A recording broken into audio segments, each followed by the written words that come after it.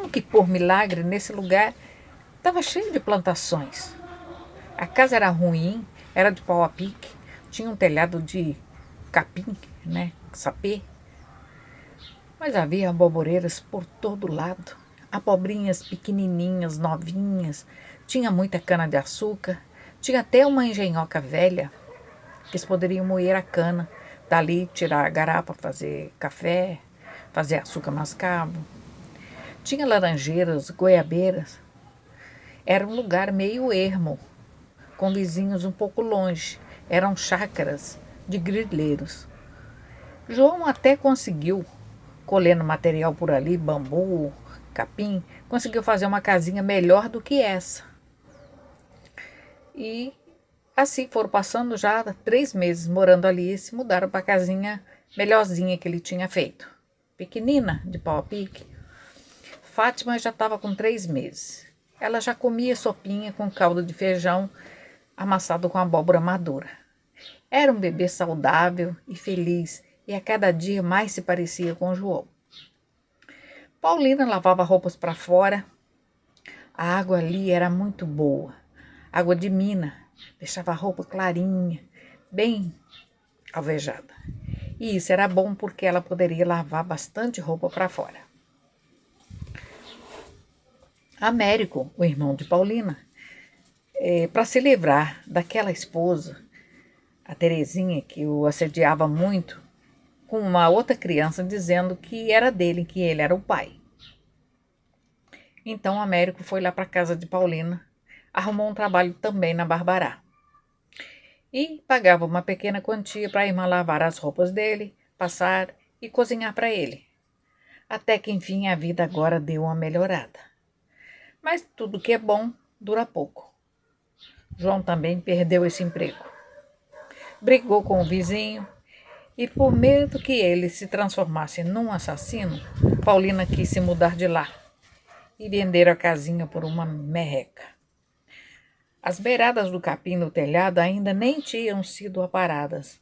Eles voltaram a morar em Ribeirão do São Joaquim de novo, perto do tio Valdomiro, que agora também morava lá. E de novo João foi lhe pedir trabalho. Parece que João não conseguia sobreviver sem estar misturado com os parentes. O tio já estava a paciência dele já havia acabado. Ele falou um monte para João. Quando é que ele tomaria juízo? Com 3 filhos e esposa para sustentar. Homem que é homem não escolhe serviço. Faz os filhos e sustenta a todos do bom e do melhor. Ele era assim. Tio Valdomiro sustentava todos os filhos e ele tinha um filho todo ano. Nunca perturbaram e precisaram de alguém e todos tinham conforto. Ele não deixava faltar nada. Trabalhava de dia, de noite, de sol a sol. O sobrinho, cara de pau, prometeu ao tio que ia trabalhar mesmo, queria aprender o ofício e ser um bom pedreiro. Mas o tio, a essa altura, já desconfiou de tudo, duvidou. Ele já fizera essa promessa antes e não cumpriu, indo embora e deixando o tio na mão com as empreitadas que pegara para construir. E o tempo ali foi passando, Fátima já ia fazer 6 meses. Paulina estava com as regras suspensas de novo. Ela teve certeza, estava grávida de novo. Também não tomara nenhuma providência para que isso não acontecesse. Da última vez ela fizera de tudo e não adiantou nada. Agora que se danasse. Ela não queria ser acusada de novo de vagabunda. E quando chegou o mês de abril, nasceu mais um. Era um menino. O seu nome seria José de Arimateia. O bebê era o avô Bastião Malaquias escrito em miniatura. Olga agora era madrinha e, aproveitando a ocasião, batizaria a Fátima, que ainda não fora batizada. A madrinha de Fátima seria a mãe de um amigo da dona Meloca, esposa do Joaquim Furtado. Ele seria o padrinho. Gente boa, bem conceituada, mas não seria por dinheiro, não por nada, simplesmente pela grande amizade que uniam as famílias. Tião estava em Volta Redonda e veio junto com Olga para batizar Teia. O avô seria o padrinho, mais um afilhado para engrossar o número de dependentes do avô. Ele já tinha uns 20 afilhados. A madrinha trouxe todo o enxoval pronto. Coisas lindas, tudo bordado à mão, com bainhas de ponto Paris, chique mesmo. Só Fátima não ganhara um enxoval novo. Ela nasceu sem ser anunciada.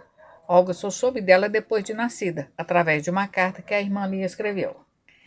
De novo, a miséria começou a rondar a família. Agora já seriam 6 pessoas para comer e João não conseguia trabalho. Era uma semana no trabalho, outra parada. O pai de Paulina ficou preocupado. Seu genro gostava de uma farra, bebia, saía para as festas, leilões, provocava as pessoas, gostava de chamar a atenção, mas aconteceu um fato na vida deles que fez ele mudar de hábitos. Um grande amigo seu, de nome Gésio, casado e pai de filhos, vivia na boemia. Traía a esposa, brigava com todo mundo, bebia. Um dia ele aprontou tanto, mas tanto, que o sogro prometeu matá-lo. Por isso ele vivia armado e mostrava a arma para todo mundo, dizendo que era para o sogro, o Zequinha Batista. Uma noite saiu para a gandaia, mas antes bateu na esposa, a expulsou de casa, jogando-a para fora com os filhos. A moça foi para a casa do pai, que era perto. O pai Zequinha ficou furioso. Pegou uma foice bem amolada e saiu de noite. Foi para a estrada. Iria ficar de tocaia para se vingar do genro. Ele não teria uma filha separada, ele teria uma filha viúva. Gésio era um boa-vida, um tocador de violão, cantava nos bailes, tinha sempre caso com as prostitutas do arraial.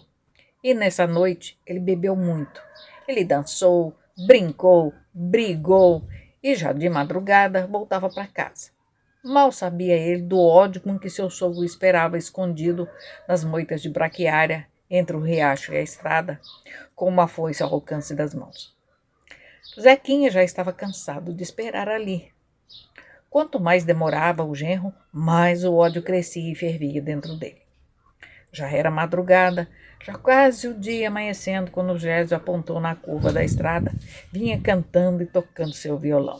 Estava bêbado, um pelau ia tocar. Com a língua mole enrolada, ele tentava cantar uma melodia, mas o som que saía era mais um grunhido que música. Nas grandes torceiras de braquiária, bem perto do riacho, ele abriu as calças para descê-las e fazer ali suas necessidades, coisa que não precisava, ele já estava todo mijado. Ele jogou o violão para as costas, abrindo o cinto, tentava desabotoar a calça.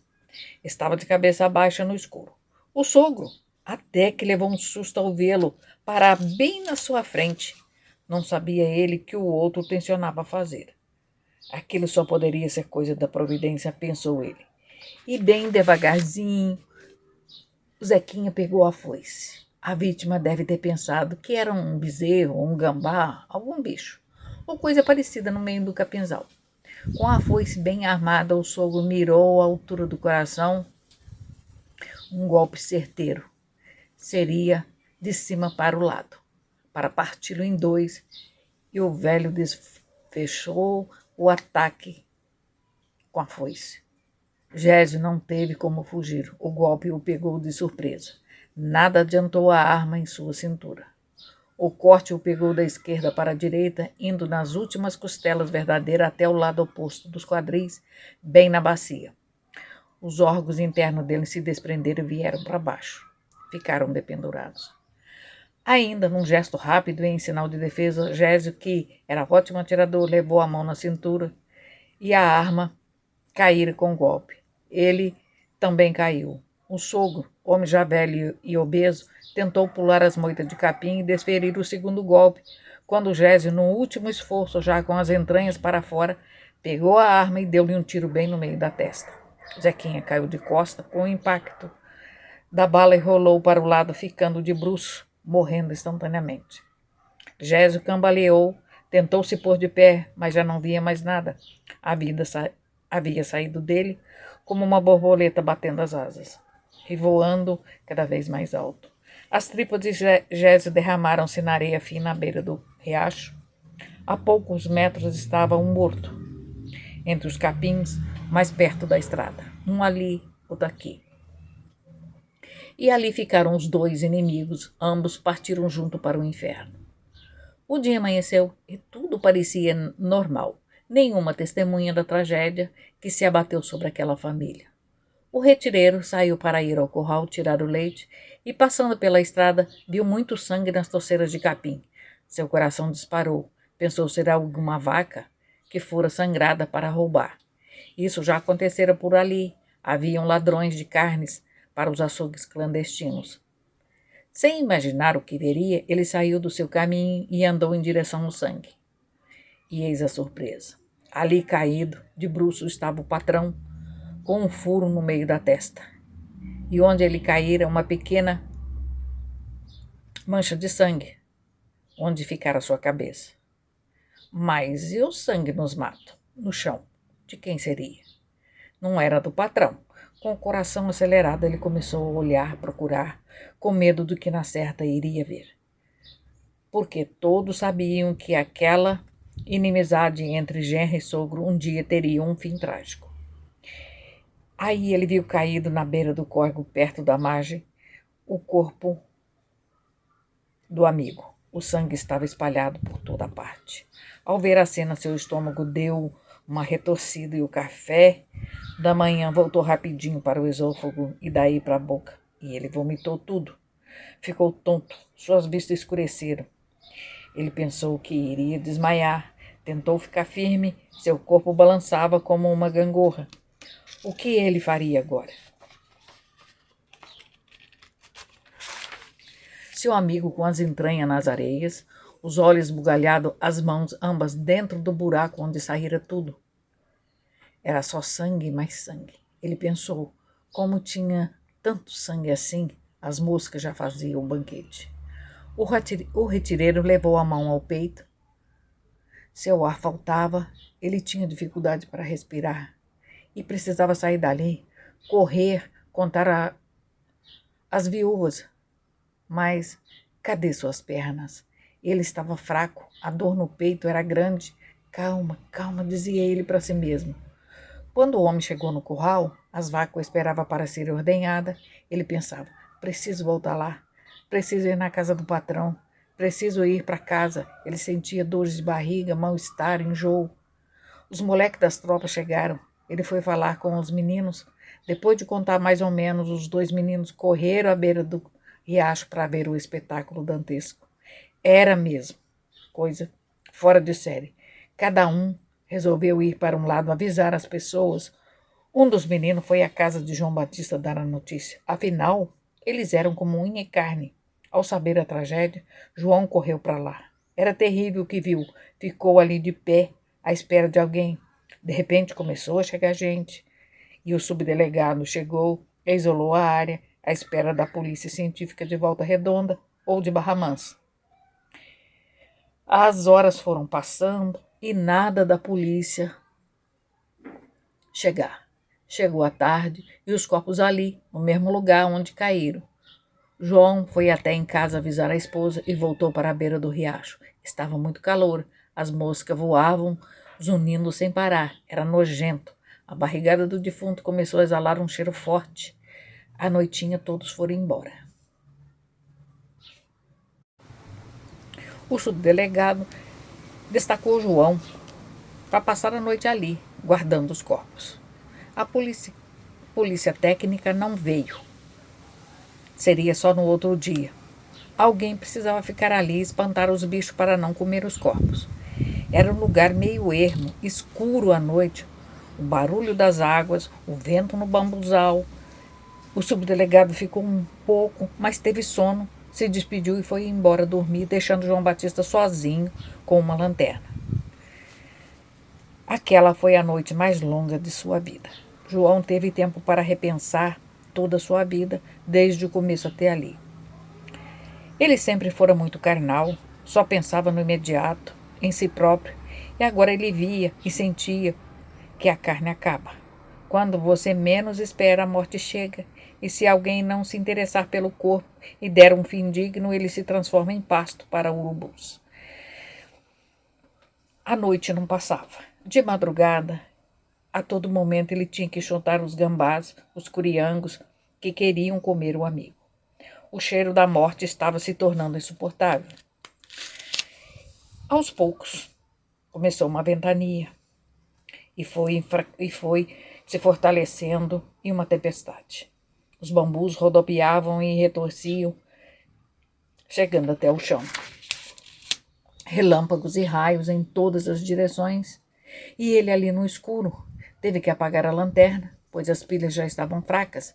Em casos de necessidade de uma luz, numa emergência, ele não teria se continuasse acesa a noite toda. O vento trouxe uma tempestade.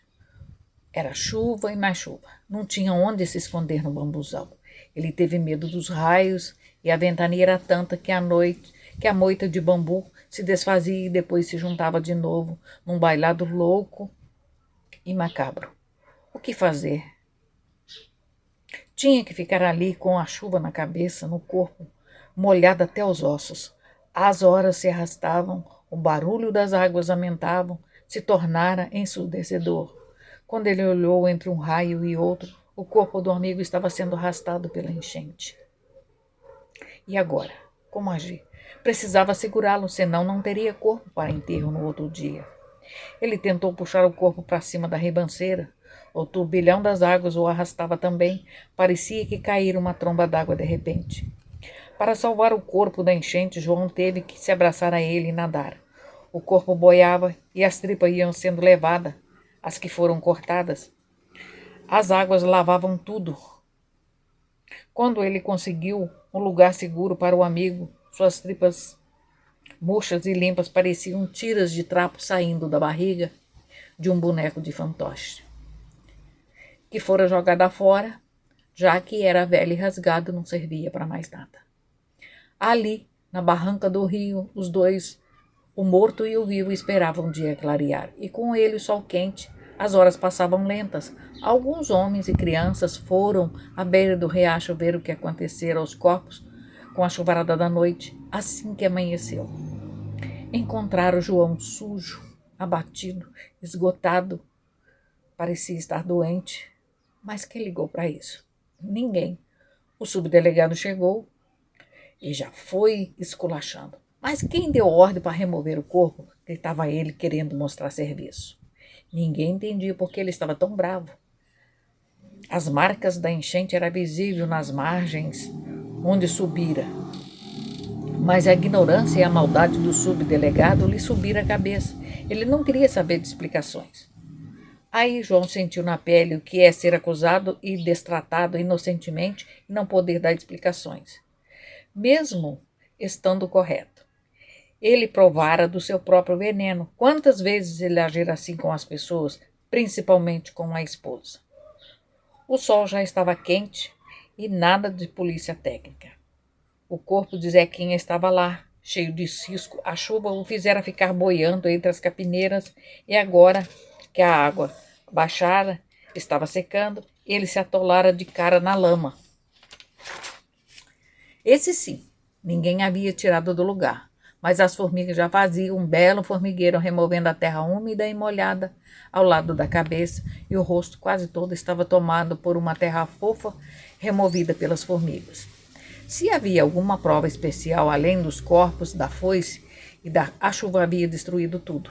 A arma de Gésio, o subdelegado colocou num saco plástico sem pôr as mãos. Já não estava mais ali, estava guardada na gaveta, lá na subdelegacia. O cansaço fez João Batista desistir de ficar ali. Com seu orgulho ferido, voltou para casa. O subdelegado não lhe dera nem um muito obrigado. Ele lutara na chuva para manter o corpo do amigo e ainda era escrachado na frente dos outros. Isso era demais. Chegando em casa, a esposa o esperava aflita, porque ele não voltara para casa. Ela passara a noite rezando o terço, na tempestade. ela até que queimara as folhas bentas dos ramos para afugentar a chuva. Onde ele se enfiara até aquela hora? O marido lhe contou o que acontecera. Ela ouviu sem interromper. João viu que sua família precisava dele. Os 4 filhinhos e a esposa dependiam dele. Se ele não mudasse de vida, o seu fim iria ser como a do amigo. E olha que ele bem que avisara o amigo que o sogro ainda o pegaria de jeito. Na memória de João veio tudo que ele disse e fizera à esposa na 3ª gravidez dela. E a coitada era inocente. Se ela tivesse, com o sofrimento imposto por ele, perdido a criança, ele na certa a acusaria de tê-la matado para ocultar o seu erro. Ou se ela própria tivesse morrido, agora ele estaria no mínimo com 2 filhos para criar, sozinho. Ele que era tão imaturo e irresponsável. Se acaso o sogro soubesse do que ele fizera, seria capaz de matá-lo também, como fizera Zequinha Batista.